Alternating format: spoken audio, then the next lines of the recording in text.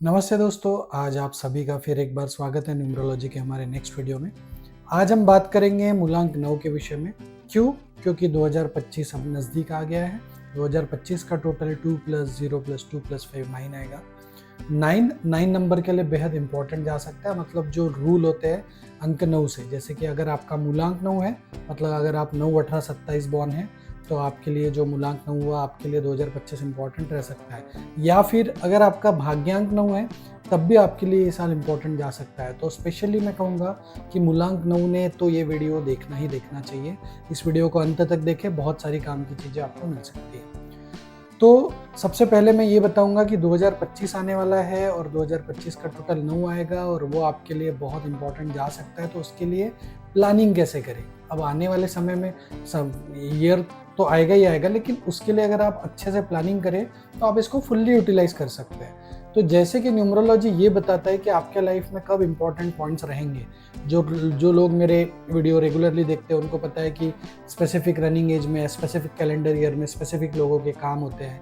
IPL में वो captain जीतते हैं या वो लोग परफॉर्म करते हैं या किसी की मूवी हिट होती है या किसी का बिजनेस, किसी की शादी। बहुत सारे कमेंट है, जब 2023 का वीडियो डाला था तो मूलांक 7 वालों ने, कई लोगों ने कमेंट किया था कि हमारे बहुत सारे काम अटके थे, किसी को जॉब नहीं मिला था उसको जॉब मिल गया, किसी की शादी नहीं हुई थी उनकी शादी हो गई।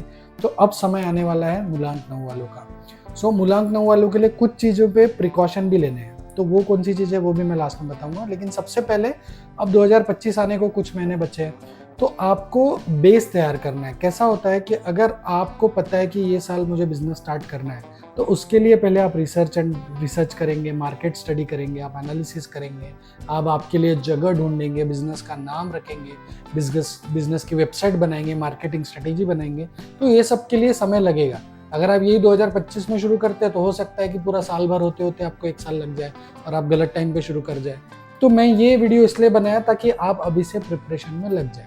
चाहे आप जॉब में हो, चाहे आप प्रोफेशन में हो, चाहे आप इन्वेस्टमेंट के लिए सोच रहे हो, चाहे आप शादी के लिए सोच रहे हो, जो भी अभी एट प्रेजेंट आपके लाइफ में इंपॉर्टेंट इवेंट है जो आप सोच रहे हो कि ये मुझे करना है, उसकी तैयारी आप शुरू कर दीजिए, उसका बेस बनाना शुरू कर दीजिए और उसकी लॉन्चिंग आप 2025 में रखिए। तो आप 2025 को फुल्ली यूटिलाइज कर सकते हैं।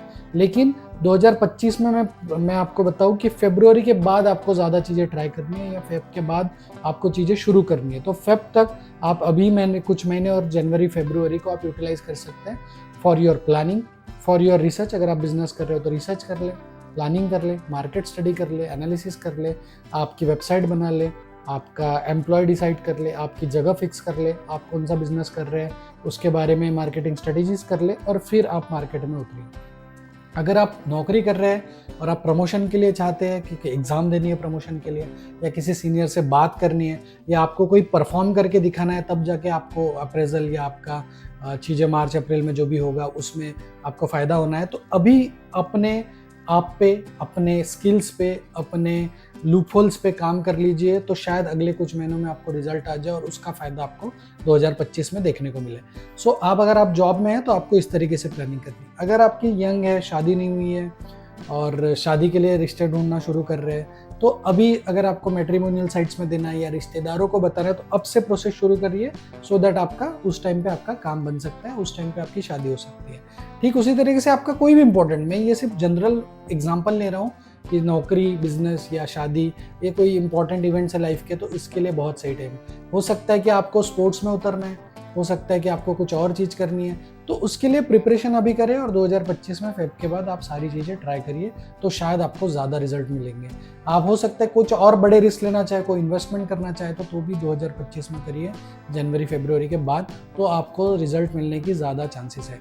ये हो गई सारी पॉजिटिव साइड्स। अब इसके अलावा एक टिप और मैं दूंगा कि अपने इंपॉर्टेंट काम कब करें।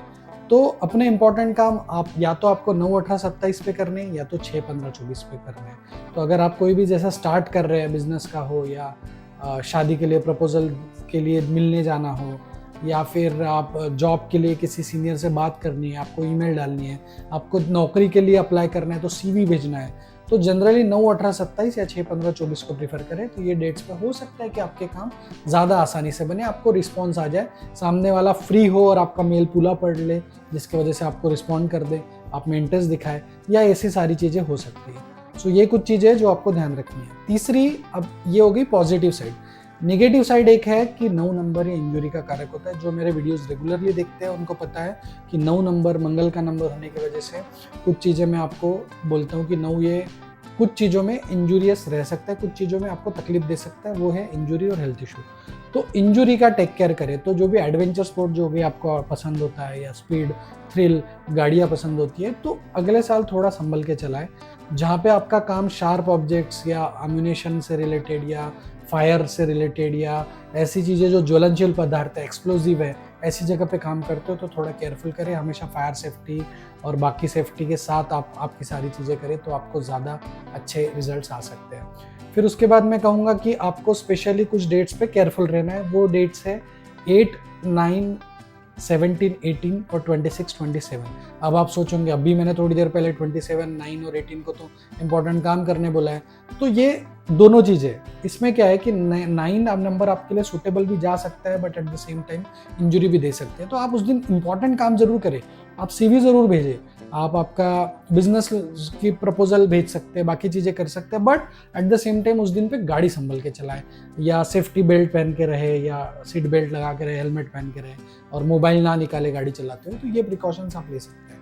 तो 8 और 9 वाली डेट पे, जिसका भी टोटल 8 और 9 आता है और 4 आता है, उस डेट पे आपको थोड़ा केयरफुल रहना है गाड़ी चलाते हुए, या जो भी ऐसे शार्प ऑब्जेक्ट्स है, फायर है, ऐसी चीज़ों से रिलेटेड थोड़ा केयरफुल रहे तो आप इससे बचे रहेंगे। ये हो गए आपको कौन से डेट्स में कौन से आपको थोड़ा सा केयरफुल रहना है। अब आपको एक और रेमेडी है जो कि मैं बार बार बोलता हूँ, मूलांक 9 के वीडियो में भी बोला हूँ, कि अगर आप ब्लड डोनेशन कर सकते हैं, अगर आप एलिजिबल हो, अगर आपका वेट क्राइटेरिया और आपका एज और वो सारे क्राइटेरिया मैच हो रहे हैं, और आप अगर ब्लड डोनेट कर सकते हैं, तो इसको एज अ रेमेडी कर ले, जो मैं अभी से बताऊंगा आपको। लेकिन अभी नहीं करना है, अभी अगर इस साल में नहीं किया तो आप कर लो, अदरवाइज अगले साल की शुरुआत में ही आपको ब्लड डोनेशन करना है, क्योंकि ये जो नंबर है ये कभी कभार इंजुरी दे सकता है। मैं ऐसा नहीं कहता सभी के साथ इंजुरी होगी, लेकिन हाँ, मैक्सिमम लोगों के साथ मूलांक 9 वालों को 2025 में छोटी मोटी इंजुरी का खतरा रहेगा। तो उससे बचना है, बॉडी से ब्लड निकलना है। अगर आप पहले ही ब्लड निकाल के दे दो तो वो जो साइकिल है, वो जो योग है ब्लड निकलने का, वो पूरा हो जाएगा और आपको अनवांटेड तरीके से इंजुरी नहीं होगी। सो मैं आशा करता हूँ ये आप रेमेडीज़ फॉलो करेंगे, ये तरीके फॉलो करेंगे, इन चीज़ों पे आप एक्टिव हो जाएंगे, आप आपके ईयर को वेस्ट नहीं करेंगे। देखिए, नेचर हर किसी को मौका देता है, लेकिन अगर वो मौके का सही इस्तेमाल अगर आप नहीं करेंगे तो वो साल आएगा और निकल जाएगा, आप कुछ नहीं करोगे। अब कई सारे लोगों को जब हम बताते हैं कि ये साल आपके लिए फेवरेबल है, लकी है, तो इसका मतलब ये नहीं कि वो घर पे बैठे रहेंगे और अपने आप चीज़ें हो जाएंगी। आपको एफर्ट्स तो लेने पड़ेंगे, आपको ट्राई तो करने पड़ेंगे, लेकिन सही समय पे किए गए एफर्ट्स और ट्राई मोस्टली सक्सेसफुल होते हैं। तो सही समय कब है ये न्यूमरोलॉजी बताता है, लेकिन एफर्ट्स और ट्राई करना आपके हाथ में है। तो मैं आशा करता हूँ आप सभी लोग इस वीडियो को समझ चुके हैं, आप उस पर पूरी तरीके से इम्प्लीमेंट करने की कोशिश करेंगे, आप अपने चीज़ों पे ध्यान रखेंगे जो भी मैंने टिप्स दी है। और अगर आपका इन टिप्स से फ़ायदा होता है तो मैं समझूंगा कि हमारा ये वीडियो बनाना, हमारी मेहनत करना सार्थक हो गई। तो अगले किसी वीडियो में हम फिर हाजिर होंगे किसी और टॉपिक पे, किसी और विषय पे चर्चा करेंगे। तब तक के लिए धन्यवाद। अगर आपको हमारे ऑस्पिशियस न्यूमरोलॉजी चैनल के वीडियोस से कुछ सीखने मिलता है, या आपको लगता है कि इन वीडियोस से आपको कहीं न कहीं कोई गाइडलाइन मिलती है, या डॉक्टर सुमित के सुझावों का आपको कभी भी कोई भी फायदा हुआ है, तो आप इस चैनल को डायरेक्टली सपोर्ट कर सकते हैं। अगर आपको लगता है कि आप हमें शुक्रिया अदा करना चाहते हैं, तो अब आप सुपर थैंक्स की सहायता से हमें थैंक यू कह सकते हैं। बस आपको वीडियो के नीचे दिए हुए थैंक्स ऑप्शन पे क्लिक करके अपना ग्रेटिट्यूड शो करना है, और आपके सुपर थैंक्स से हमें और भी वीडियोस बनाने के लिए इंस्पिरेशन जरूर मिलेगी। Thank you.